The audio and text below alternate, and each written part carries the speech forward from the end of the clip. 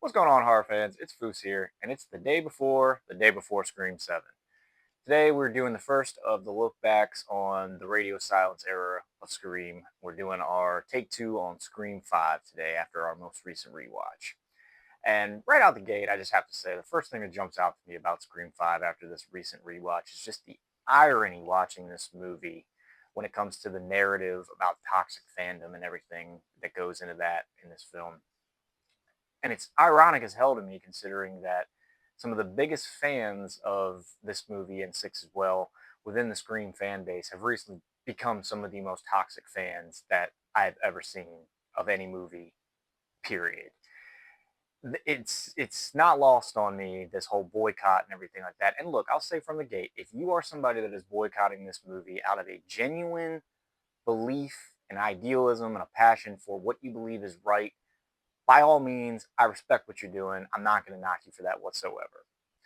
But if you are somebody like a lot of what I feel like I see on the internet with this whole boycott, that is just basically, let's call you what you are. You're a toxic fan who's just bitter, butthurt, sad that your favorite performers are not in this movie anymore. So you, come hell or high water, are determined to ruin it and spoil it for everybody else. That to me is not activism. That is not fighting for a cause. That is you being a shithead on the internet. Because if you were really determined to be an activist and to fight for this cause that you're so passionate about, apparently, pretty sure you'd be finding a better use of your fucking time than arguing with people on the internet about movies.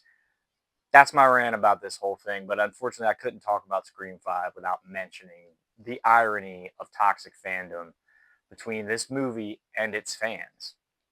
And I won't say its fans because I mean that's a blanket statement. That's not fair to a lot of people that enjoy Scream 5 that don't act like the extremists on the internet, let's call them. But you know, it can't be lost on us when we look back at this just how ironic that parallel is between the real life fans of some of the real life fans of this movie and the narrative that it's poking fun at.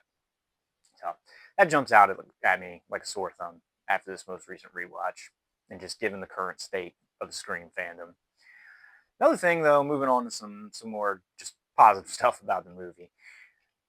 I can't mention Scream 5 without talking about the opening scene. I really do love the opening scene that we get in this movie. I feel like Jenna Ortega does a fantastic job here.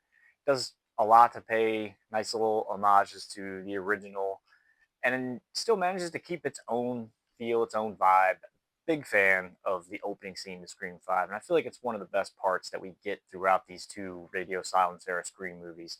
That opening for me is a home run. I loved it, and it hasn't changed going back and rewatching. It holds consistent value over time. I feel like it's one of the better ones in the franchise. As far as I'm concerned. Obviously, nothing's topping the original, so I'm not even gonna get close to saying anything silly like that. But this is a great opening scene in this movie, and over rewatches, it continues to hold up. Another thing that I'll point out in this one that I probably will go on the record here to say is one of my favorites is my favorite, I should say, in the franchise, and that's the way that this movie uses the Red Right Hand song. Now we get it throughout the franchise, obviously, at various different moments, the cutscenes and little moments like that, and they find a way to get that song slipped in throughout the franchise. But this one, they use it throughout a kill scene with Vince's kill, and I feel like the way that it's done is absolutely awesome. I mean, we got the car started, and you kind of hear the song playing as if it's playing from the car radio, and then Vince goes off and shuts the car off. Music cuts out, but then Ghostface appears behind him and hits him, in the neck with a knife, and then the music kicks right back in. Like just the way that it hits, and then not only that, but as we get, Vince has kind of been stabbed, and he's crawling across the ground, and we get this awesome visual in this shot where Ghostface is behind him, and it's like at this nice, awesome, just peak moment of the song. And the way everything coincides there with, the lighting behind him from the car headlights, the what Ghostface is doing in the scene with the knife, and all that type of stuff. That whole little use of that song, as far as Scream 5 goes, is probably the best that's been done in the franchise. I love the way they incorporated that song into that scene. Chef's kiss. Another thing though about that scene that's a little more like subtle detail at the beginning that I noticed watching this most recent time kind of jumped out at me. I don't know if this was an intentional thing to make it seem this way or whatever, or maybe I'm just looking at it this way because I recently went back and rewatched Christopher Nolan's Dark Knight trilogy. But the way that Ghostface kind of runs past as we're getting a shot early on in that Vince kill scene where Vince is over there pissing on the wall and we see the camera kind of off in the distance shooting it, and that's when we get this little like just shadow pass of Ghostface, and it I swear it reminds me of the exact same shit that we saw in the Dark Knight trilogy when Batman would like go past in a moment. So I was like, is this the Dark Knight Ghostface era? You know what I mean? So it was just kind of funny as I went back and rewatched it. And it could just be because I just watched those movies and that's just the way my brain wanted to interpret it. But cool little moment there. Love that scene overall. Another thing I absolutely love about Five, and I went on the record for saying this in my review, it still holds true. I love Dewey in this movie. This version of Dewey is awesome. It's just bitter, grizzly old man that's just kind of had enough of shit. But still at his core is the Dewey that we know and love and just wants to help. So he still does. You know, he comes out of the trailer park, so to speak, and goes back out and tries to help fight Ghostface.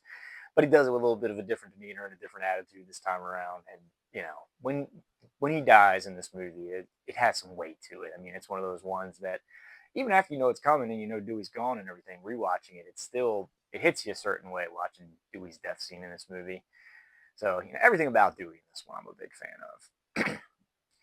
And I'd say overall, you know, I really do enjoy Five. You know, when it comes to these two Radio Silence era films, I feel like Five is, you know, spoiler alert, far and away the better of the two, and definitely has a good vibe to it. Does a lot to, I feel like, pay its respects to, you know, the originals of the trilogy and all of that. So I mean, big fan of it overall. Still has good rewatch value. Had fun rewatching it this time around. Still some things that I'll nitpick about it that you know you can have some fun with, but overall, it's a good time.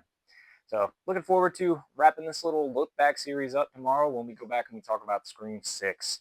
So I will try to be as nice as I can to Detective Bailey's dumbass throughout that, but no promises there. But in the meantime, y'all, we'll see you on the next one. Like, comment, subscribe, share some videos, share the channel, whatever you can do to help out. It's always greatly appreciated.